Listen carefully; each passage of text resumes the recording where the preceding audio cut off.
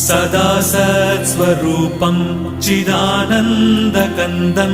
जगत्सम्भवस्थानसंहारहेतुं स्वभक्तेच्छया मानुषं दर्शयन्तम् नमामीश्वरं सद्गुरुं साईनाथं नमामीश्वरं सद्गुरुं साईनाथम् भवद्वान्तविध्वंसमार्ताण्डमीड्यं मनोवागतीतं